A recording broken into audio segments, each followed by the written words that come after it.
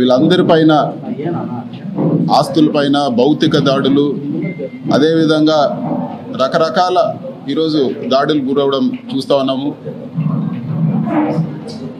ఇది చాలా దారుణమైన పరిస్థితి. మరీ ముఖ్యంగా పుంగనూరు నియోజకవర్గంలో ఎప్పుడూ లేని కొత్త సంస్కృతికి ఈరోజు తెరలేపుతా ఉన్నారు.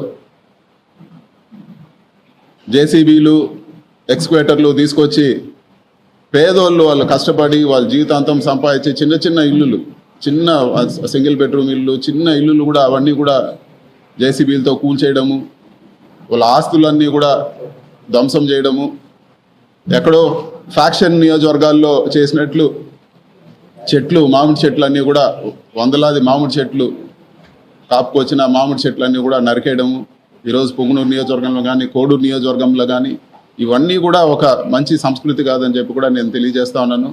రాజకీయంగా అంటే ఏదైనా రాజకీయాలు ఎలక్షన్లప్పుడు రాజకీయంగా కొట్లాడేలా కానీ చిన్న చిన్న వాళ్ళ పైన వచ్చి వాళ్ళ ఆస్తులపైన, ఈరోజు వాళ్ళ కుటుంబ సభ్యుల పైన, వాళ్ళ వెహికల్స్ కానీ, లేకపోతే ఇంకా కూడా దారుణమైన విషయం ఏమంటే పుంగనూరు నియోజకవర్గంలో పేదవాళ్ళు ఆవులు మేపుకొని బతికే వాళ్ళు ఆవులు దొంగతనం చేసి తీసుకెళ్ళిపోవడము, కళ్యాణ మండపాలు కూల్చడము, ఈరోజు దారులు ఇవ్వకుండా అడ్డగించడం, ఇన్ని కూడా ఘోరంగా జరుగుతూ ఉన్నాయి.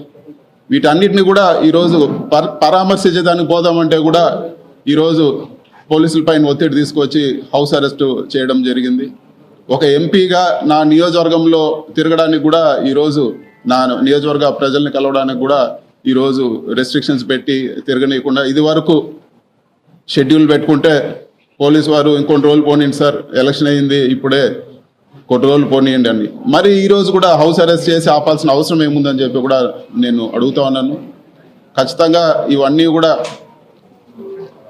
స్పీకర్ దృష్టికి కూడా తీసుకుపోతాము. ఇవన్నీ కూడా నా కాన్స్టిట్యూషనల్ రైట్. ఒక ఎంపీగా నేను ప్రతి గడప, ప్రతి కార్యకర్త, ప్రతి నా దగ్గరకు వచ్చే ప్రతి ఒక్కరిని కూడా కలిసే అధికారం ఉంది. ఈ విధంగా చేయడం సరైన పద్ధతి కాదని చెప్పి కూడా నేను తెలియజేస్తా ఉన్నాను. అంతేకాకుండా ఈరోజు సీట్లు తక్కువ వచ్చిండొచ్చేమో కానీ 40% మంది ఈరోజు రాష్ట్రంలో 40% మంది వైఎస్ఆర్సీపీకి ఓటేశారు.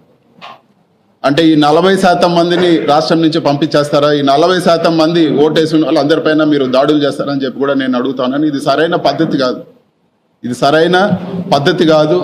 ఇలాంటి దాడులు, ఇలాంటి చర్యలు మంచి పద్ధతి కాదని చెప్పి కూడా నేను తెలియజేస్తాను. అధికారము ఎప్పుడు కూడా ఎవరు కూడా శాశ్వతం కాదు. రాష్ట్రంలో ఎన్నోసార్లు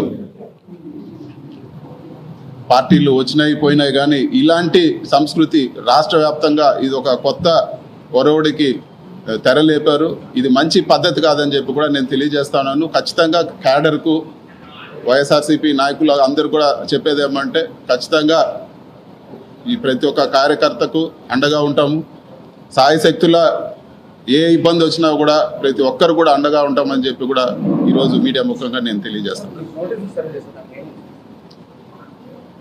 ఈరోజు ప్రోగ్రామ్కి మీరు వెళ్ళడానికి లేదు, మిమ్మల్ని ఈరోజు ఇక్కడే హౌస్ అరెస్ట్ చేయాల్సి వస్తూ ఉంది.